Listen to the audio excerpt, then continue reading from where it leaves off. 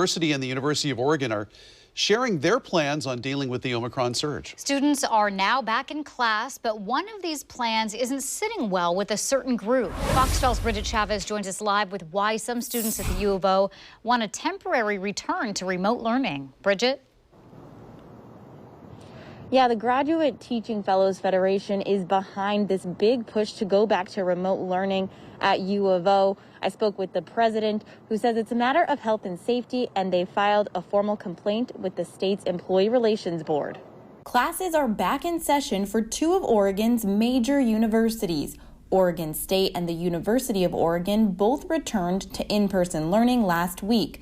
But some U of O students are pushing to take things fully online because of the Omicron surge. If you have a lecture hall that in pre-COVID capacity seats 140 students, and you're sitting in a lecture hall with 138 of them in the middle of a spread of a highly contagious disease, that's going to be worrying whether you're teaching or whether you're sitting in that classroom and paying money to be there and to learn. Mel Keller is the president of the Graduate Teaching Fellow Federation, which represents graduate fellows. She says last week the GTFF requested a return to remote learning, and the next day the university shared this plan to deal with Omicron. Instructors, including grad fellows, may move courses online on two conditions. First, they need the support of their deans or department heads, and their classes must be experiencing 20% or more COVID-19 related absences. The university has provided very little guidance on how the 20% number is supposed to be reached. They do not tell us if it's supposed to be based on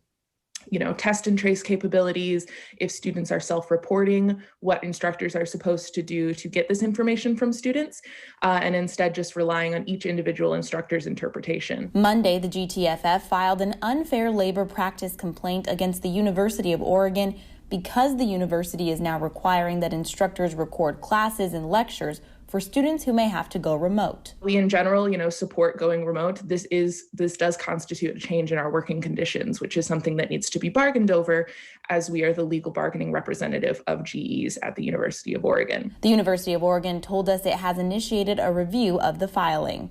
If a class is operating remotely right now, U of O says it expects it to return in person by February 7th.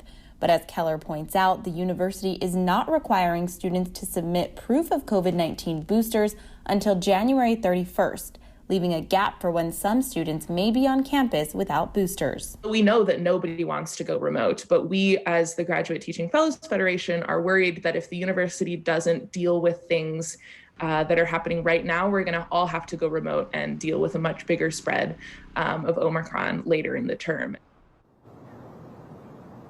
Oregon State is not implementing a threshold number like U of O. We spoke with them tonight, and they said they're leaving it up to departments and faculty to decide whether or not they may need to move to remote learning temporarily. Reporting live in Northwest Portland, Bridget Chavez, Fox 12 Oregon.